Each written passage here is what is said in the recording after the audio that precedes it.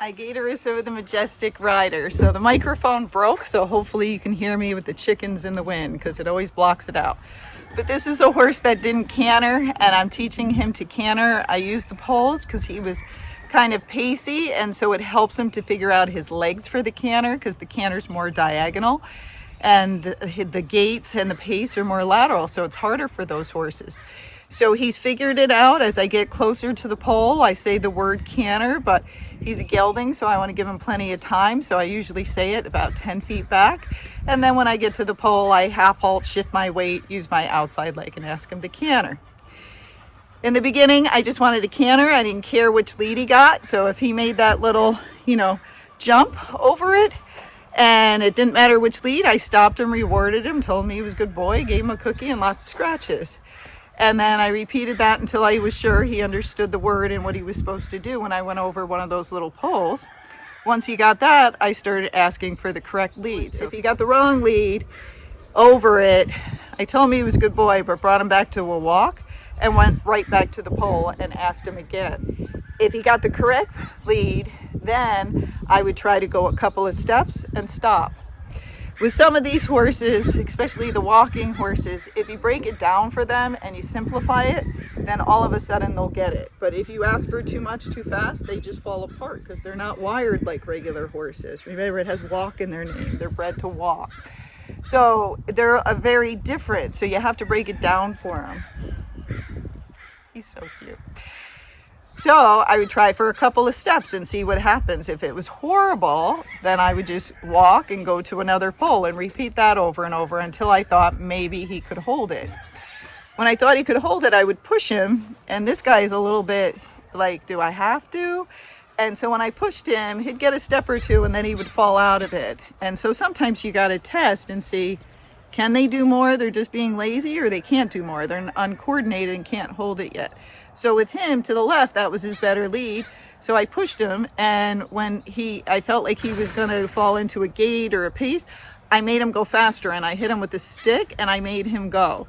And what do you know? He could hold it, but he had to do it pretty fast. So some of the horses are like that. If you push them, put them more into a faster canter, they're able to hold it. If they're kicking out or scrambling on your turns, that means they're losing their back end and they need help because they're more lateral, so they're trying to cross canter to get their balance. So you might have to walk and then start again if they're falling apart.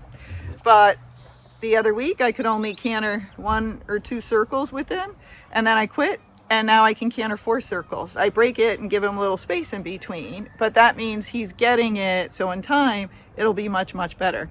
But you want to quit when they're good. If they're a little lazy or they don't like to work and you push them too much, then it will go bad as soon as they get tired.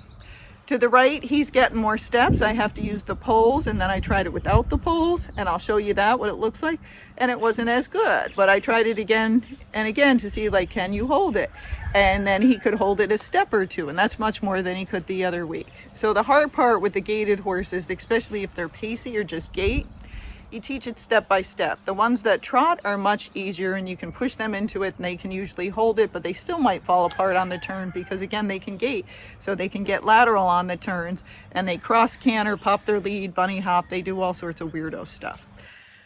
So just know, if you have one that pacey or just gaits, the poles are really helpful. Give them time, break it down, take it slow, and over time they'll connect those dots.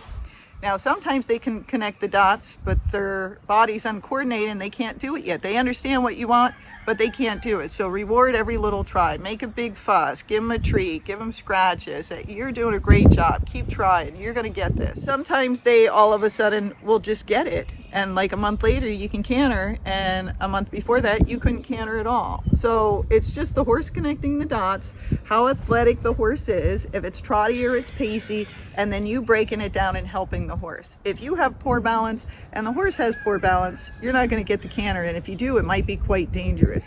So you need to help them. But always remember, these are not horses with just extra gaits. A lot of them are wired different. They have that gene for gaiting, and that makes them more lateral, and so that can interfere with you trying to get the canter. And some of them have been taught not to canter because the people wanted to just gait faster and was afraid if they taught them to canter, the horse would try to canter, and many do because it's easier. So if they were taught not to, you also have to get them to the point like they understand, hey, it is okay to canter now. But no, you need a clear cue. And when you want to gait faster, you got to give them a clear cue that they should not canter, because otherwise, if you just let them canter when you go faster, that's what they're always going to do, and your gait's not going to get any faster. So you have to have clear cues and only let them do it when you ask for the canter. For the pacey horses, it's much better to canter sooner, like when they're younger. It will help their gaits and coordination. The trotty ones, you got to be a little careful. It's better if you get some speed in their gait before you let them canter too much, or like canter ahead of time in the beginning of the trail ride and then work on your gait, because then if their muscles they use for cantering are tired, then they're willing to try something else. But if you just let them do what they want when they won't understand the difference, and it's really not their fault if they're doing the wrong thing.